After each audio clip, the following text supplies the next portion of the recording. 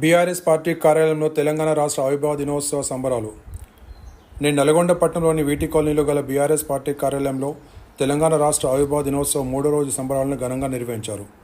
ఈ కార్యక్రమానికి జిల్లా బీఆర్ఎస్ పార్టీ అధ్యక్షులు రమావత్ రవీంద్రకుమార్, జెడ్పీ చైర్మన్ బండ్ల నరేందర్ రెడ్డి, ఎమ్మెల్సీ ఎంసీ కోటిరెడ్డి, రాష్ట్ర పార్టీ కార్యదర్శి నిరంజన్ వలి, బీఆర్ఎస్ పార్టీ నల్గొండ ఎంపీ అభ్యర్థి కంచెల కృష్ణారెడ్డి, మాజీ శాసనసభ్యులు నల్లమోతు భాస్కర్రావు, చిరుమర్తి లింగయ్య, నోముల భగత్ కుమార్,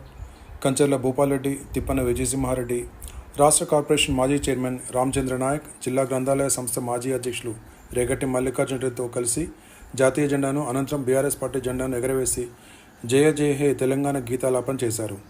అనంతరం బీఆర్ఎస్ పార్టీ మీటింగ్ హాల్లో జరిగిన సమావేశంలో తెలంగాణ రాష్ట్ర ఆవిర్భావానికి ముందు పరిస్థితులను, కేసీఆర్ నాయకత్వంలో తెలంగాణ రాష్ట్ర అభివృద్ధిని ఎలా ముందుకు తీసుకుపోయారనే విషయాలను